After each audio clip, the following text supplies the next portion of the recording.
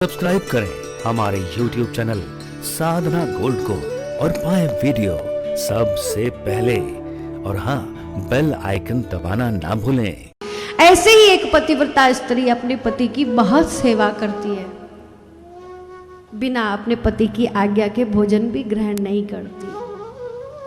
उसके पति को परदेश जाना पड़ा। कहा, नाथ मैं आपको बिना भोजन कराए कैसे भोजन करूंगी?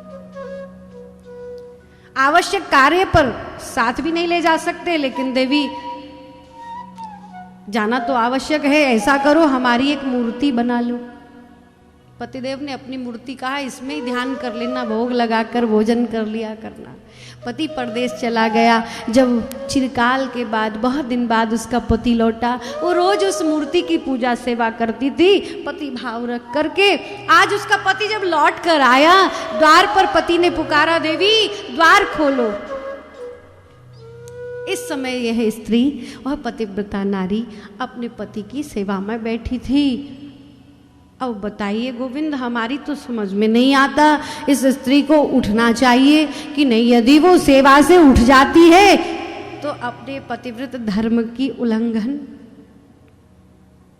और यदि वो अपने पति की पुकार सुन करके द्वार नहीं खोलती तो पति की आज्ञा की अवहेलना होती है। ऐसे समय में इस स्त्री को क्या करना चाहिए नाथ, बताइए? जैसे ही भगवान ने सुना, गोपियां बड़े ध्यान से ठाकुर जी को देख रही थी।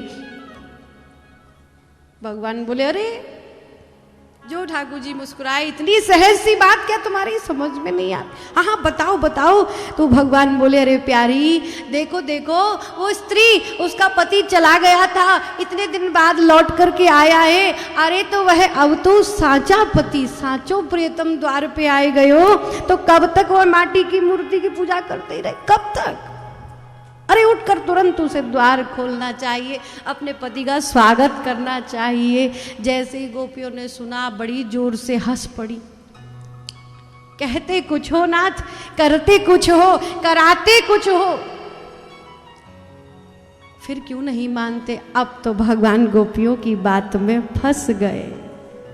ऐसा गोपियों ने उदाहरण मांगा भगवान भी, कि कब तक हमारे जीवन में भी हमने सदैव अपने पति की सेवा की है और सदैव करेंगी, लेकिन जब स्वयं जगतपति, स्वयं नारायण, स्वयं परब्रह्म, स्वयं साक्षात ईश्वर, स्वयं श्री कृष्ण हमारे जीवन के इस द्वार देहरी पर आकर के हमें जब पुकार रहे हैं, तो हम कब कब उन माटी के पुतले, उन विषयी, उन माया से ग्रसित उन पतियों की सेवा में लगेंगी? साचे पति तो आप हैं, जगत पति तो आप हैं।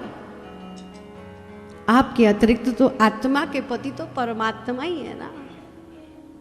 यह आत्मा तो आप ही की है और आप में ही समर्पित हो जानी है।